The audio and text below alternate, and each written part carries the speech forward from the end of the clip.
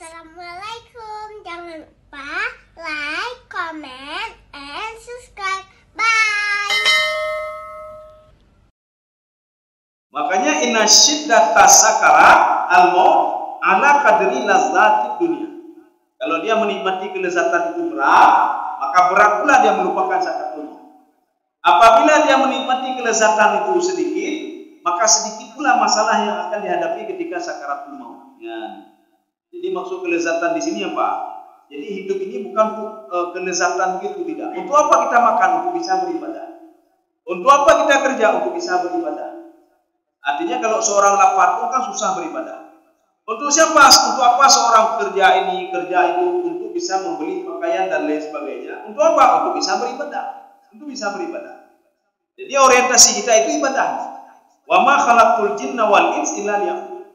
Kalau orientasi kita untuk menikmati sesuatu, Allah pajan lain dan nikmati dunia. Kapan lain kita, kapan, kalau tidak ada sekarang, kapan lagi? Sekarang nikmati dunia, nikmati terus. Kita berhasil betul menikmati dunia, tapi kita tidak bisa menikmati akhirat. Alam barzakh kita tidak bisa nikmati. Ketika di padang mahsyar tidak bisa nikmati juga. Akhirnya yang kita nikmati adalah neraka. Kenapa? Kenikmatan ini tidak terkontrol lagi, tidak terkontrol lagi ketika di dunia. Kenapa? Karena orientasi kita itu cuma dunia saja. Jadi menyuhana jino pajan lain dan tak pengeluh. Kalau tidak sekarang enak, kapan lagi enak? Maka kenikmatan dia cari itu. Dan Allah memberikan terus kepada dia. Kamu mau, saya berikan kata Allah. Bahkan Allah mengatakan, ketika kamu mau dunia ini wazinataha nuwaffi ilaihi. Saya berikan semuanya kata Allah. Apa mohon? Mantum dulu.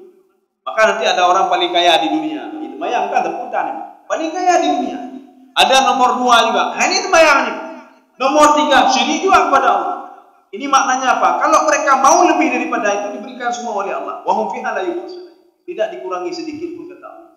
Cuma ingat, kenikmatan itu cuma sekitar ini saja kata Allah. Saya berikan nikmat karena kamu hambaku kata Allah. Maka nikmatilah dunia sepuasnya. Setelah kamu meninggal, harta itu dinikmati lagi oleh orang lain. Dinikmati oleh orang lain.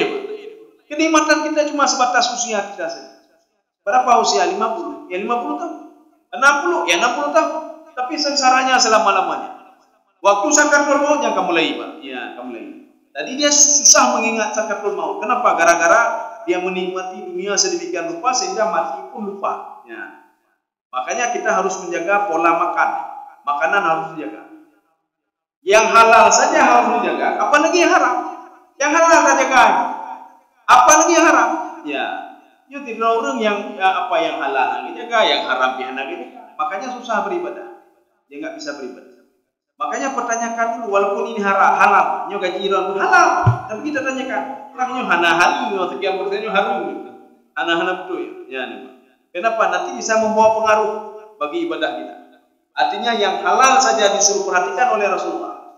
Apalagi yang halal. Contoh. Pada suatu hari Rasulullah SAW keluar malam, waktu itu malam. Rupanya ketemu dengan sahabat. Ada Abu Bakar. Abu Bakar mau kemana? Saya mau cari-cari makanan ya Rasulullah. Oh sekalian. Rupanya ada Umar juga. Naik ketemu tiga-tiga. Dan Umar mau kemana? Saya mau cari-cari makanan ya Rasulullah. Oh pas kan. Ketika mereka jalan-jalan. Artinya kalau Rasulullah kan penuh dengan keberkahan-keberkahan. Sebelum dapat makanan itu, tiba-tiba keluarlah seorang pemuda memanggil ketiga itu, Rasulullah dan 2 sahabat. Ya Rasulullah, ya Abu Bakar, ya Umar, masuk ke rumah saya. Ada apa kata Rasulullah? Saya sudah berkeinginan bernazar, saya akan memberikan kambing saya masak, saya berikan kepada Rasulullah dan sahabatnya. Rupanya pas kali datang kau ya Rasulullah. Akhirnya Pak Rasulullah masuk ke situ dengan sahabat. Ini kambing akan saya masak. Sebelum masak kambing, minum susu kambingnya. Jadi mereka minum susu kambing. Halal, halal. Setelah masak kambingnya, mereka makan kambing itu. Halal, halal lebih daripada halal. Artinya diberikan oleh orang lain. Akhirnya apa kata Abu Bakar As-Siddiq? Kita sambil berjalan-jalan ingin cari makanan. Karena pernah dapat lebih peng, nggak perlu keluarkan duit dan lain sebagainya. Makanan tiba-tiba sudah ada di depan kita. Apa sabda Rasulullah? Wahai sahabat, yang barusan kalian makan tadi akan dimintai pertanggungjawaban oleh Allah Subhanahu wa taala. Makanan tadi halal. Makanan tadi halal bukan makanan haram. Yang halal saja dimintai pertanggungjawaban oleh Allah, apalagi yang haram. Yang haram. Ini bagaimana sekarang menyikapi yang haram yang kaitan dengan tubuh? Maka Rasulullah mengatakan makanan yang haram yang masuk ke dalam tubuh itu kan akan menjadi darah. Darah itu akan memompa kepada seluruh tubuh. Makanya Imam Ghazali pada awalnya mengatakan apa? Yang haram itu akan memberikan pengaruh bagi a'dha'ul jismi, anggota tubuh. Secara ilmu, kok bisa seluruh anggota tubuh? Yang makan kan cuma perut saja. Rupanya ketika sampai di jantung dipompa darah itu ke seluruh tubuh. Ada dipompa ke kepala, dipompa ke tangan, dipompa ke... Makanya kenapa kita nikah kena penyakit? Bahkan haram yang kita mau dalam tubuh. Susah beribadah, tangan susah juga mengangkat begitu. Sujud juga susah. Kenapa? Di kepala ini ada darah haram walaupun sedikit 0 sekian persen. Di tangan ini ada darah haram. Apalagi sudah menjadi daging. Bagaimana cara minta maafnya kepada Allah? Diberikan solusi oleh Allah Subhanahu wa taala. Kalau tubuhmu itu sekian puluh tahun hidup dengan yang haram, ya apalagi hidup dengan yang haram. Minta maaflah kepadaku. Sebesar apapun dosamu saya maafkan, tapi dengan syarat. Ketika kamu minta maaf kepadaku, jangan pakai pakaian haram. Satu. Yang kedua, jangan minum lagi minuman haram. Nyo watenya tam ya ibadahnya tahajud sediakan terus minuman. Minuman tak cuma dengar. Minuman tak cuma dengar. Kemudian pakaian ini kita beli dari yang haram. Setelah kita dapat gaji yang haram, ada mesini peng haram tacoknya tak berapa je. Atau tak pengentok.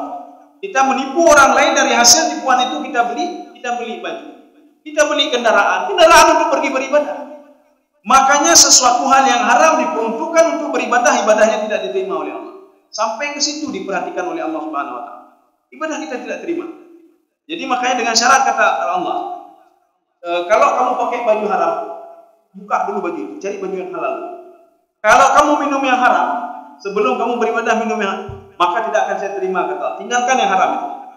Kemudian kalau kamu selama ini mengkonsumsi yang halal, yang haram, maka tinggalkan hal itu kata Allah, akan aku ampuni dosamu kata Allah. Ya, walaupun sudah menjadi daging, Kita 20 tahun, 30 tahun dapat jauh yang haram, akhirnya apa? Sudah tumbuh badan ini selama 20 tahun dari yang haram. Ini saja bisa dimaafkan oleh Allah. Ya, apalagi hal-hal kecil, tapi dengan syarat yang seperti tadi. Maka dalam sebuah hadis Rasulullah SAW bersabda begini, kalau kalian beli baju 10 dirham, kata Rasulullah, 1 dirham itu yang haram, maka salatnya tidak diterima. 1 saja yang haram, 1 dirham yang haram. Kita beli baju 100.000, 10.000 itu uang kita bohongi orang lain. Tak pengegok, ya, hasil tak pengegok dapat laba 10.000.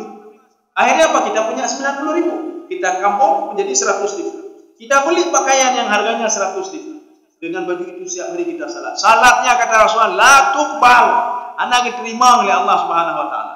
Kenapa? Mencampur yang haram di tinan. Ya, jadi bercampur bau dengan yang kaum muslimin sedang jemaah yang dirahmati Allah Subhanahu wa taala. Ini seperti ini juga. Artinya Islam itu menganjurkan bahkan sampai hal-hal yang kecil juga dalam beribadah. Dari pinggang kita kan kita tidak tahu juga. Walaupun nanti di dalam kajian fikih itu tidak perlu tahu. Ya. Tapi sebagai warak kita menjaga-jaga kan harus juga. Ada tali pinggang itu, tali pinggang kulit, mungkin kulit bu hijau. Ya. Atau kulit lembu, yang lembu itu lembu mati hijau. Kan najis. Ya. Atau kulit yang tidak disamak. Kulit yang tidak disamak. Maka kulit itu kan boleh kulit bangkai, tapi harus disamak dulu. Baru dia jadikan ini. Maka yang orang yang buat pai debu aja, Pak. Maka untuk menjaga-jaga, bukanlah kalau ingin beribadah. Untuk menjaga-jaga. Dompet begitu juga, dompet kulit. Ada pun mungkin kulit bui, Pak. Baju jaket kan ada juga. Sekarang kan sudah ada baju jaket bui, Pak. Jaket dari bui. Gimana tembayangan bui, ada tembayangan. Tak tembayangan bui. Tak berdoa ngembui, gimana berdoa ngembui, Pak. Bui naik sampai dia sampai bui. Kaum muslimin sedang jemaah dalam. Berarti itu sudah yang ke-8, Sekarang yang ke-9. At-tasi'ah, yang ke-9. Nuqsanu thawabi fil uqbah. Jadi akan mengurangi pahala. Ya, bagaimana mengurangi pahala? Seorang yang sudah banyak makan, dia kalau ngaji itu tidak ada khusyuk lagi ngaji. Anak khusyuk li. Biasanya beliau ngaji 1 lembar ni kasih tambah ayat. Data ayat ni hanya konsentrasi. Seorang yang sudah kelewat kenyang dalam beribadah itu tidak khusyuk lagi dia. Yang fikir yang jumpa wifi. Jadi laulai weteng. Laulai mampu kebeting hati. Ini habis ini langsung tidur saja saya. Maka pahalanya itu sudah kurang dalam beribadah. Ini orang banyak makan tadi. Itu yang halal ya, kita menggarisbawahi yang halal, bukan yang haram. Yang haram lebih-lebih lah, yang haram lebih-lebih. Allah Subhanahu wa taala berfirman, ya.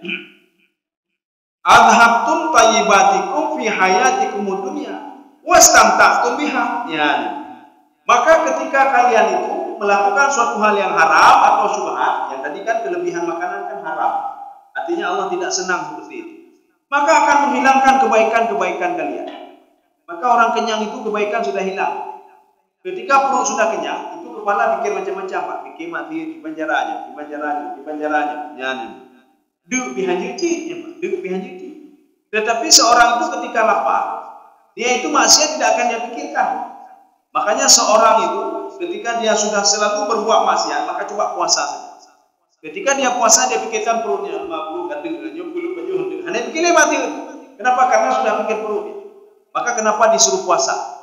Maka puasa itu bisa sebagai wijak. Wijak itu apa? Perisai.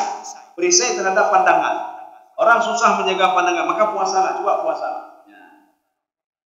Kaum muslimin sedang jemaah yang dirahmati Allah. Kenapa demikian? Wastamta'tum biha. Karena kita sudah menikmati dunia ini. Ketika sudah menikmati dunia, kebaikan itu tidak ada lagi sama kita. Sudah hilang kebaikan itu. Maka menyojak pulang mulut. Ya, baju dah. Baju. Yo baju bu tapohnya napai itu beli. Jadi artinya apa sudah seperti apa namanya? Jadi makanya ketamakan manusia itu bisa membuat manusia itu hancur, bisa membuat manusia dilaknat. Inilah yang kata iblis. Kata iblis kepada Nabi Nuh alaihissalam. Pengikutmu, umatmu, anak cucumu akan hancur gara-gara dua hal. Salah satunya apa? Al-hirsu. Hirsu itu tamak. Tamak ingin ini, ingin itu semuanya. Ingin makan banyak nanti. Gede bajunya. Ini ibadah anak berkini. Gejak maulidnya baju. Gejak lah gede baju. Gejak ini dapat dan boleh. Dapat nyandi. Ini sudah ini berarti yang ke-9. Sekarang kita masuk yang ke-10. Oh ya, ini ada juga tambahan di sini. Wa innahu biqadri ma ta'khudhu min ladzati dunya. Ini tergantung sejauh mana seberapa kita ambil kelezatan dunia ini. Sehingga kalau kita sering dengan kelezatan dunia, yang khusus min ladzatil akhirah, kelezatan akhirat itu akan sedikit. Ya, akan sedikit. Oh, saya tidak sanggup lah kalau apa namanya, bacu-bacu je dunia, lezatan dunia bacu, lezatan akhirat bacu. Sebenarnya kelezatan dunia itu membawa kita kepada akhirat juga sebenarnya, orientasinya akhirat juga. Kalau kita niatnya itu benar. Untuk apa makan? Supaya mangat beribadah. Kedua pahala. Yang pertama pahala sudah kenyang. Apa dua kenikmatan? Yang pertama nikmat sudah kenyang. Yang kedua nikmat apa? Kita berpikir akhirat lagi, Pak. Dua-dua berdemai. Ya. Ini sama seperti kita dapat harta, kita berinfak bersedekah. Dua-dua dapat. Yang pertama kita bisa menikmati harta itu. Yang kedua kita dapat akhirat lagi, Pak. Kita dua-dua bisa dapat. Kita makan begitu juga. Kita pergi kantor begitu juga. Kalau ingin pergi kantor dapat pahala dua, maka niatlah kalau pergi kantor itu kan perbuatan dunia. Niatkanlah pergi kantor untuk mencari rezeki halal. Kita tidak akan membohongi orang lain, tidak akan menyusahkan orang lain. Yang pahala dua demi. Yang pertama dunia, ya, kenikmatan dunia, apakah karena jabatan, karena nyawa, karena. Yang kedua, kita dapat pahala akhirat lagi. Inilah namanya fid dunia hasanah, wa fil akhirati hasanah. Dua-dua dapat. Jadi kalau kita sudah sibuk dengan dunia terus, akhirat hana dipikir akhirat. Makanya bukan berarti pikir akhirat itu kita salat dulu, ibadah dulu, jangan hana boleh itu keliru juga. Hana tintak anu le digula apa kan? Ayo pikirnya buku dunianya. Bu dunia itu bisa maknanya akhirat. Saya antarkan anak saya sekolah supaya anak saya menjadi anak yang saleh, hijrah untuk mati raya, ji berdoa runci, ji curi Allah. Dua pahala kita lagi, Pak. Pahala kita dua. Dunia akhirat kita dapat. Tapi kalau orientasi kita cuma dunia saja, yang dapat cuma dunia saja, akhirat tidak dapat apa-apa, tidak dapat. Sudah, sekarang kita masuk yang ke-10. Al-Ashirah yang ke-10. Al-habsu wal hisabu wal laumu Wa ta'biru fi tarkil adab fi akhdhil fudul wa talabi syahwat. Jadi ini kita bahas satu-satu. Al-habsu. Kita itu tidak sadar dengan kita banyak makan, kita sudah membatasi diri kita itu untuk mengenal Allah Subhanahu wa taala. Dengan kita memberikan kita banyak makan tadi sudah lebih daripada targetnya. Maka kita sudah mengekang jiwa ini. Tidak kita berikan lagi kepada dia hak-hak dia untuk bisa mengenal Allah. Maka kalau orang banyak makan itu hana punya pikir ni, dia akan berpikir ibadah dan lain sebagainya. Anak-anak punya ini namanya al-habsu. Wal hisab. Hisab itu perhitungan. Bagaimana perhitungan? Ai tajak gede pengajian ya. Nyempuk kakak kumong pro. Kuna ini. Lah ile aja ada mentang gede. Nyempuknya karena katro ya, katro. Hai nama makanan ini alaku makanan nyempi katro tadi. Ya, jadi dia ada perhitungan-perhitungan. Ada perhitungan-perhitungan. Aneh begini akhirat. Dia perhitungan ini sudah kenyang. Ya, makanya dia memperhitungkan efek positif negatifnya tajak gede makanya terkepu. Katilah tak mentau. Ya, ini kalau banyak makan tadi. Walau itu apa? Dia mencaci maki tapi ala puja kena karena perut kakak sudah kenyang perut dia. Maka jangan pernah mengajak orang itu berbuat kebaikan kalau perut dia sudah kenyang. Dia caci maki. Kalau perutnya sudah kenyang. Tetapi kalau perutnya masih kosong, ya tajak. Nama makanan ini, dia nama makanan walaupun nama makanan aja. Ya artinya apa? Sudah bisa mengurangi. Artinya dia juga bisa menghadiri nanti. Dia bisa pergi beribadah. Walaupun nanti idenya nama makanan, Tapi orang yang kenyang itu tidak. Ya. Maka dia terus mencaci maki. Ya kata mayang sudah sampai waktu. Alah, mayang leo. Nyumpul terkait hanya. Untuk mungkin jatuh sudah mudah lagi. Ya sudah mudah. Itu kalau seorang sudah kenyang. Makanya usahakan makan itu jangan boleh makan habis maghrib. Tapi betul memang. Kenapa? Nanti tak mau lagi salah isya. Ini seperti seorang berbuka puasa. Yang buka puasa menyokkan buinehan. Tapi masalahnya bukan apa masalahnya. Nyo dari bengahan apa nyo budok joro maka dilipat gandakan Pak. Nyo berarti bengahana. Joro hana malam hana. Berarti menyonya sama piring betul hemo piring. Buka puasa hemo piring. Bukan qada bunuh hana. Jadi masalahnya apa? Setelah makan nak mau ibadah lagi. Oh maka tepi, Masalah apa? Mengqada tadi. Coba dia makan sedikit saja, nanti makan lagi. Habis isya makan lagi. Maka ibadah itu akan nikmat begini. Ini sudah buka puasa seperti itu.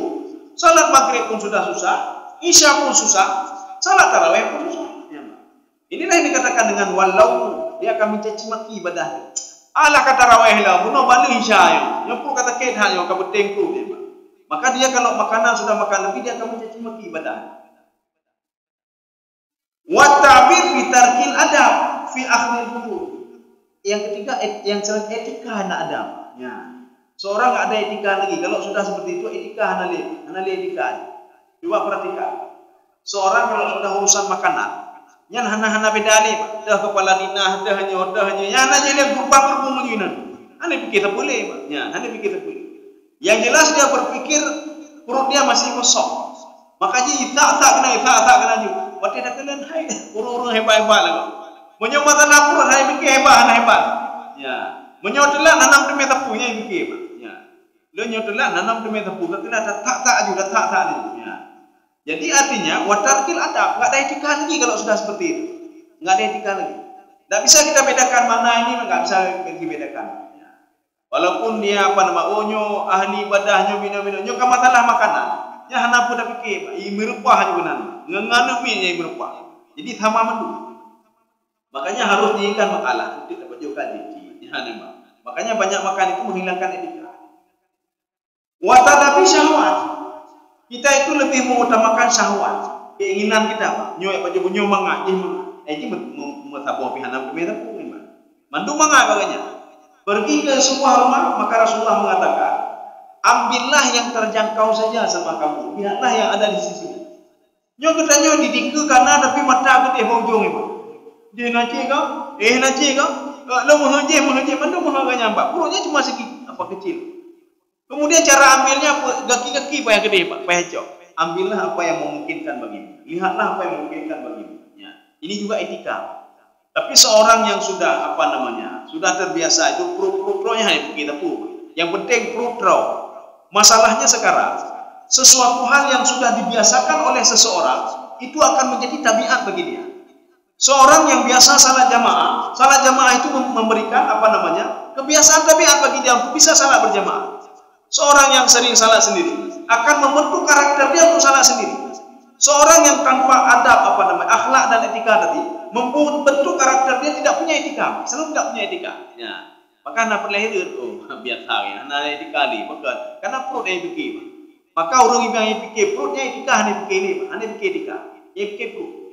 Mendemai jabatan perut le tanya, untuk perut perut ni. Nanyanya perut le tanya, nak perut untuk perut ni, oh kita ada acara untuk perut kiban, perut fikir, hanya fikir tepui le. Hanya fikirnya nak tempat ibadah dan hanya fikir yang fikir perut. Kalau sudah seperti ini, maka etika akhlak itu tidak ada lagi. Anani, bahkan yang dia fikir cuma perut saja. Watalabi asyahwat. Ya. Maka fa inna dunya halaluha hisabun wa haramuha iqab. Ya. Dunia ini yang halalnya itu diperhitungkan oleh Allah. Makna diperhitungkan apa? Jadi ada yang dapat pahala, ada yang tidak dapat pahala. Kita minum. Ini kan halal. Kalau kita minum ala kadarnya atau apa, kita dapat pahala. Tak cocok minum dapat pahala. Tapi kalau sudah berlebihan, dicam namanya. Wa haramuha iqab. Setiap yang haram itu ada iqabnya. Ada konsekuensinya. Maka dapat juhara pada konsekuensi. Jadi bukan tidak ada konsekuensi. Kaum muslimin sedang jamaah yang dirahmati Allah Subhanahu wa taala. Ya, saya cukup sekian. Ya. Ini mungkin hari Senin kita ada aktivitas. Ya, saya minta maaf mungkin ada sudah mengganggu bapak dan ibu sekalian. Jadi kita cukupkan sampai di sini. Mudah-mudahan ada manfaatnya bagi saya sendiri dan jemaah sekalian. Subhanallah wa bihamdika, asyhadu an la ilaha illa anta, astaghfiruka wa atubu ilaik. Assalamualaikum warahmatullahi wabarakatuh. Terima kasih.